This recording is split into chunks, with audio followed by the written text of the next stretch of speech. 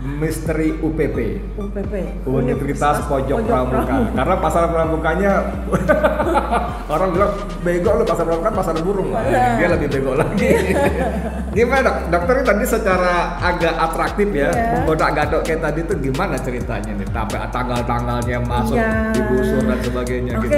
Ya. Ini kan kembali pada sebuah, saya nggak ngerti apa kita sebut sebagai keberanian atau apa ya, tapi ini kan karena saya bicara behavior gitu. Jadi ini Pak Beator ini dari mana nih dapat wangsit dari mana nih tiba-tiba jedar gitu ya, membuat kita semua tercengang dengan statement-statement dari beliau, dan beliau tidak sungkan untuk menyebut nama-nama orang loh gitu Andi ya. Wijayanto, Dan jelas statement beliau itu sudah bukan lagi dugaan, sudah bukan lagi berlindung di balik cara untuk agar tidak delik. Enggak, benar-benar sebuah statement yang jelas, lugas, dan diulang berkali-kali secara konsisten. Kita konsisten itu kan penting ya. Melihat orang itu bohong atau jujur itu kan dari konsistensi apa yang disampaikan. Kita melihat berkali-kali Pak Beator ini konsisten menyatakan bahwa dia tahu ya ada sejumlah orang, dia sebut juga nama-namanya tanpa inisial, yang membuatkan ijazah sarjana ya Pak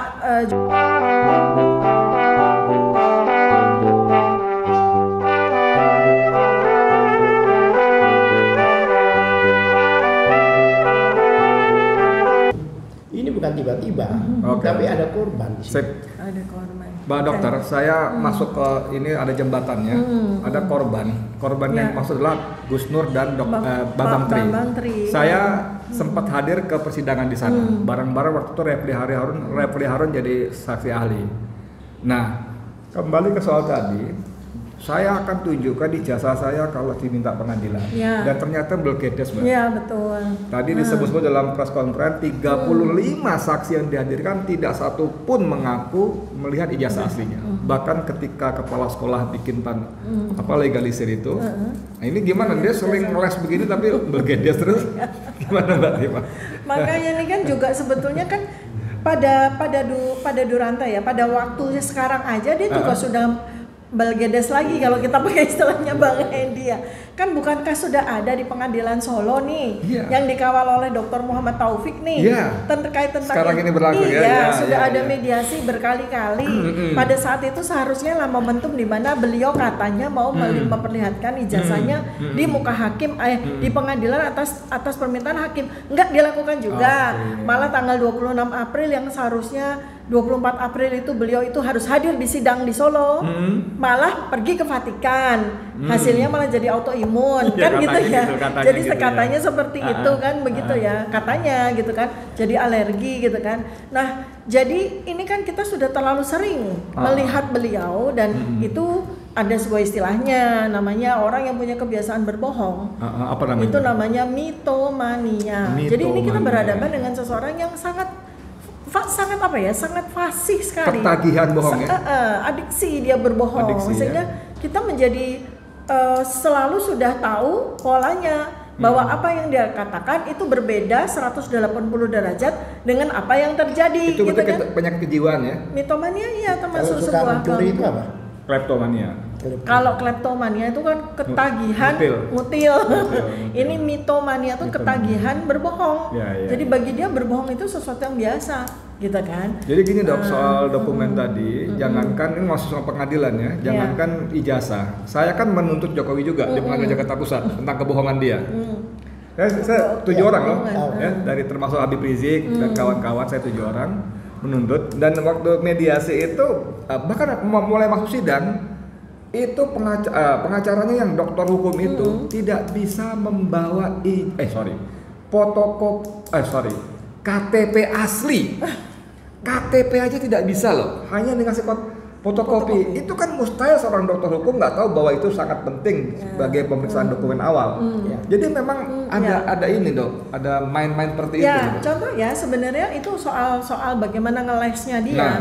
Kalau bahasa medis adalah mitomania itu kan dia bilang saya tidak akan menunjukkan ijazah saya kecuali diminta oleh hakim di pengadilan.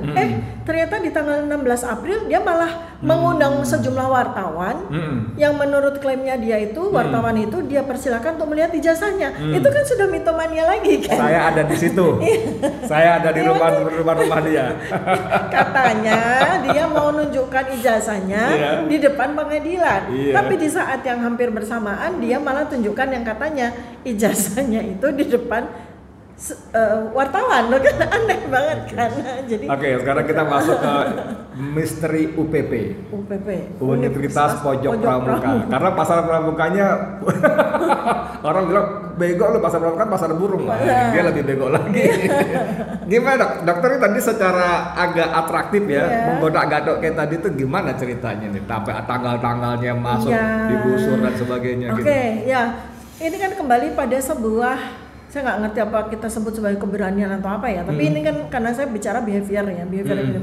Jadi ini Pak Beator ini dari mana nih dapat wangsit dari mana nih tiba-tiba jeder gitu ya, membuat kita semua tercengang dengan statement dari beliau, dan beliau tidak sungkan untuk menyebut nama-nama orang loh gitu Andi ya. Wijayanto, dan jelas statement beliau itu sudah bukan lagi dugaan, sudah bukan lagi berlindung di balik cara untuk agar tidak delik, enggak, benar-benar sebuah statement yang jelas, lugas, dan diulang berkali-kali secara konsisten. Kita konsisten itu kan penting ya.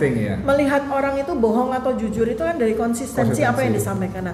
Kita melihat berkali-kali Pak Beator ini konsisten menyatakan bahwa dia tahu ya ada sejumlah orang, dia sebut juga nama-namanya tanpa inisial, yang membuatkan ijazah sarjana ya Pak Joko Widodo ini di UPP. Di UPP. Dan orang-orang itu tertegun karena loh kok beda ya sama orang yang diperkenalkan kepada kita sebagai Joko Widodo. Apa bedanya fotonya? Nah, dari situ kan sebetulnya kalau saya kecurigaan saya terhadap kejanggalan ijazah itu kan dari foto itu, karena mata saya kan mata seorang dokter, ahli anatomi kan, karena satu-satunya ahli anatomi yang bisa mengklaim bahwa dia ahli adalah dokter kan, ahli anatomi. Jadi kejanggalan itu pada foto tersebut jelas ini bukan dari detail-detail anatomi yang ada di foto ijazah tersebut ya, yang beredar ya, saya bilang yang beredar, dan kemudian oleh Pak Beator itu diakui bahwa itulah ijazah yang dibuat di UPP, Universitas Pojok Pramuka. Ya saya dari dulu bertahun-tahun yang lalu ini bukan yang jadi presiden yang ada di foto tersebut gitu ya. Itu ya dari sisi itu. Nah, jadi kan menariknya itu karena saya kebetulan orang yang attention to detail ya, detail sekali gitu.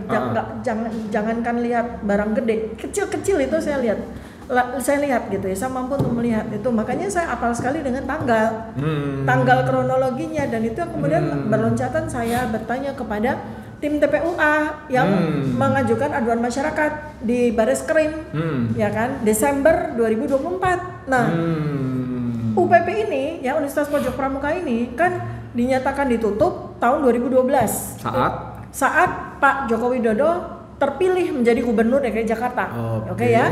Kemudian ketika dia naik jadi presiden di tahun 2014, gubernurnya kan menjadi Basuki Cahayapurnama, Ahok ya kan. Nah, Ahok itu memerintahkan penutupan permanen dan pembongkaran dari UPP itu Pojok Pramuka itu dibongkar tahun 2015, dibongkar. Tapi di antara 2015 sampai 2024 Desember ya, itu sebetulnya masih ada beberapa yang masih beroperasi secara diam-diam di situ.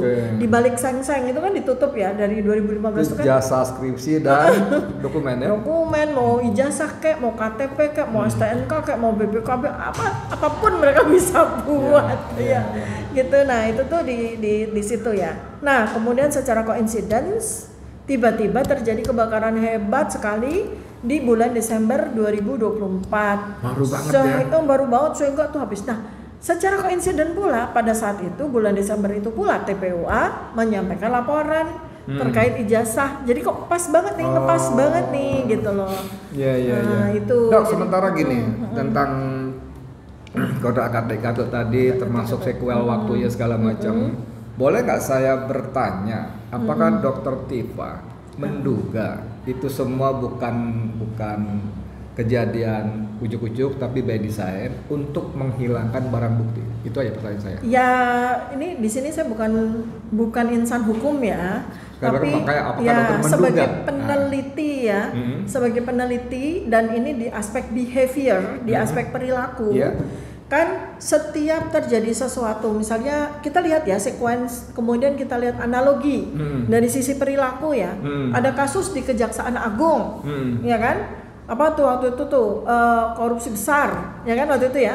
Tiba-tiba Kejaksaan Agungnya dibakar. Bilang kan tukang puntung rokok lagi. Pokoknya kayak gitu, dan itu sudah terlalu sering terjadi, ya kan. Misalnya ada yang lagi diusut tentang korupsi di Pasar Jaya, tiba-tiba pasarnya kebakar, kan kayak gitu nih. Ini terjadi 10 tahun itu menghasilkan sebuah similarity perilaku gitu loh, similarity perilaku. Nah ini juga kan, ini kita lagi bahas tentang ijazah dan ternyata dibuatnya di situ, ya udah. Situsnya topinya dia. Enggak apa-apa. Situsnya dibakar kayak gitu kan. Jadi ini kan sebuah perilaku yang konsisten terjadi gitu ya. Oke, sekarang ke Pak boleh jagoan kita. Ini soal penghilangan barang bukti. Ini kan sorry ya, polisi kalau saya bilang tadi mirip kebiasaan yang mirip-mirip dan itu diulang-ulang. Kita sama-sama ngalamin KM 50 kan? Saya dipanggil diperiksa 2 kali. Dan diperiksa jam 10 pagi sampai jam 11 malam. Hanya untuk sekitar 18 pertanyaan. Besoknya Rabunya diperiksa lagi jam 10 pagi sampai jam 11 malam, total 35 pertanyaan. Makanya begitu Jokowi bilang diperiksa 22 pertanyaan 1 jam, Dr. Roy Suryo ketawa ngakak. Wah, sama-sama pernah diperiksa, soalnya kan paham betul kan. Nah, yang mendampingi saya beliau ini. Om